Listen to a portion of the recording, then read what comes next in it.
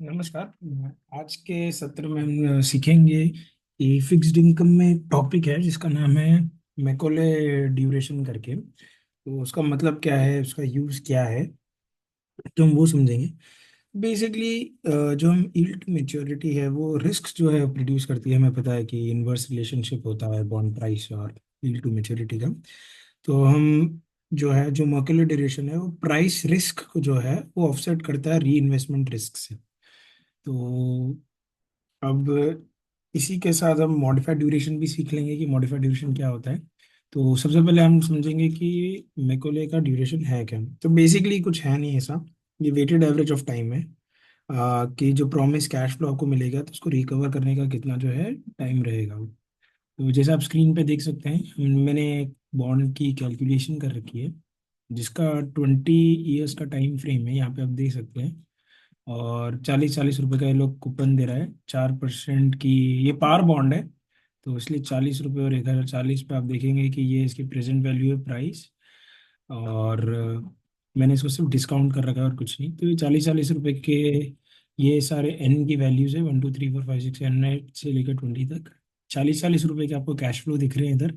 और 20th year में coupon के साथ प्रिंसिपल जैसा मिलता है वो है। ये आपका डिस्काउंट फैक्टर है, जैसा आप देख सकते हैं कि ये कुछ भी नहीं है, ये सिर्फ 1/1+4 टू द पावर ऑफ 1 करके ऐसे मैंने निकाल रखा है। तो 20 साल तक का है। और ये आपका प्रेजेंट वैल्यू है डिस्काउंट फैक्टर पे।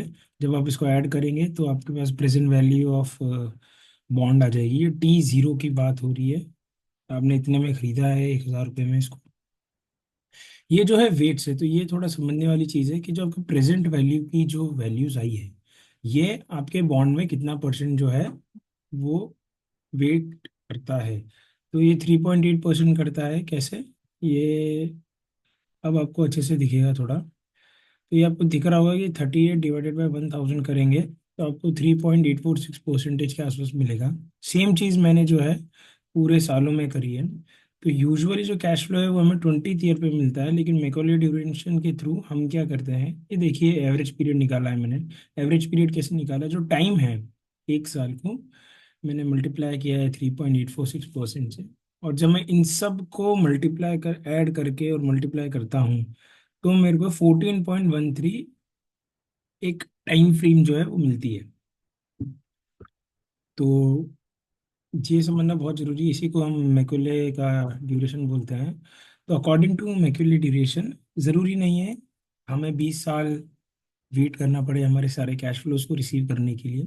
क्योंकि पैसा हमें हर एक एक साल के एंड में 40 रुपये 40 रुपये 40 रुपये और साल के एंड में 1040 रुपये मिल रहा है। तो मैक्यूले ड्यूरेशन जो है वो आपका कम रहेगा।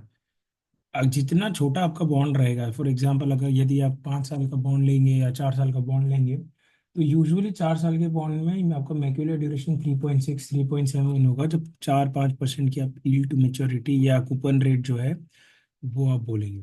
लेकिन जैसे जैसे टेनोर बढ़ता जाएगा आपका मैक्यूलर ड्यूरेशन धीरे धीरे धीरे धीरे काफी दूर होता जाएगा मैच्योरिटी टाइम पीरियड से, जैसा कि आप देख सकते हो।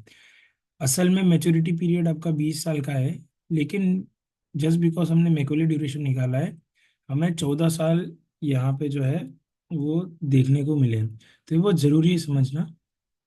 अब हम इसी के साथ एक और छोटा सा जो इसी का एक एक्सटेंशन वाला जो है मॉडिफाइड ड्यूरेशन का जो कॉन्सेप्ट है वो हम समझ लेते हैं।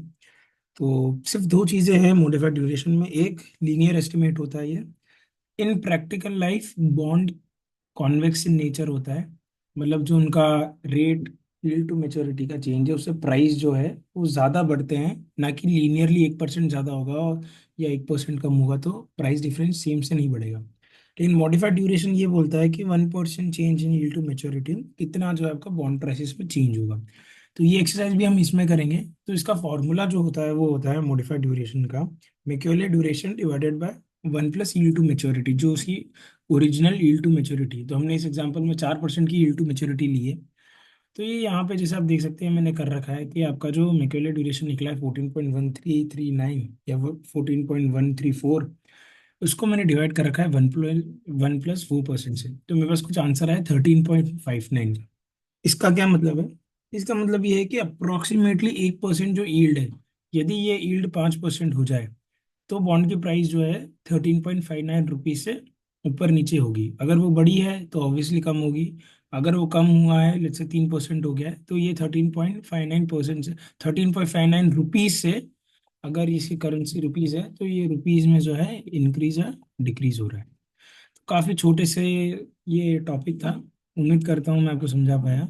अगर आपको कोई भी प्रश्न हो, कोई भी चीज़ हो, तो आप मेरे टेलीग्राम चैनल पे भी आप मुझे भेज सकते हैं आपका रिव्यू और फीडबैक, या आप रिक्वेस्ट कर सकते हैं आपको किस नेक्स्ट टॉपिक के बारे में जो है क्लास चाहिए।